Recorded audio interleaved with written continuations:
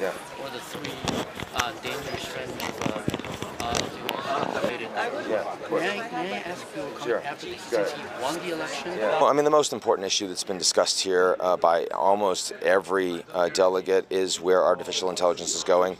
The most exciting piece of that is it's not really being opposed by incumbent players. Usually when you have a new technology, there are very powerful people that feel like they have to stop it. So you look at climate change and transition energy, that's trying to kill fossil fuels, so they're going to try to stop it. AI, every powerful corporation, every major government sees that this is something that they need to deploy, they need to engage in, they need to use. That's going to make it faster. So that's interesting. There are a lot of potentially disruptive implications that are negative, but it's not going to slow it down. And so you do get this feeling of incredible accelerating progress, and wow, 2024 could be incredibly exciting around this and could be dangerous, could have some risks.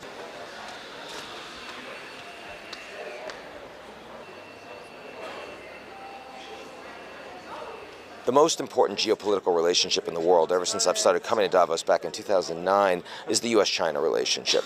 And that relationship is frankly much better managed today than anyone would have thought it was last year. That's a big deal. We just had a Taiwanese election. The reaction's been actually surprisingly stable from Beijing, from Washington, as well as in Taipei.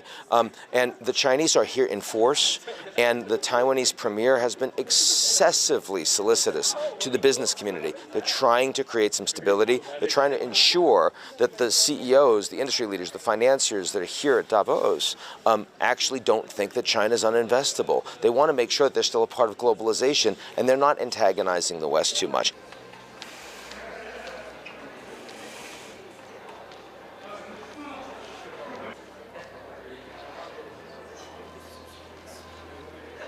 The fundamental difference between Trump in 2016 and Trump in 2024 is that the environment is so much more dangerous. There are major wars going on. The ability of Trump to cause so much more damage through his volatility is so much higher than it was before.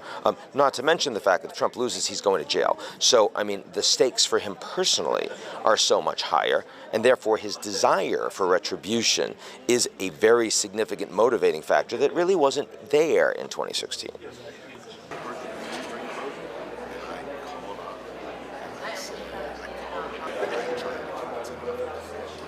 I think it's unrealistic to think that Davos, or any meeting, any in the world, in one meeting can rebuild trust when it's fragmented on so many dimensions. I do think the number of, probably tens of thousands of conversations with leaders all around the world and different communities, social sector, private sector, public sector, I do think it helps to create a starting point for rebuilding trust. Of course, it doesn't solve the problem in and of itself.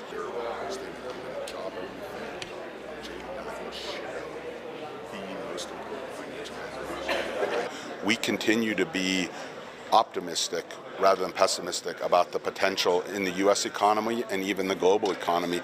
So we would be on the side that it should be possible to move faster on interest rate reductions from the Fed to be able to recognize how much progress we've made on inflation and the trajectory.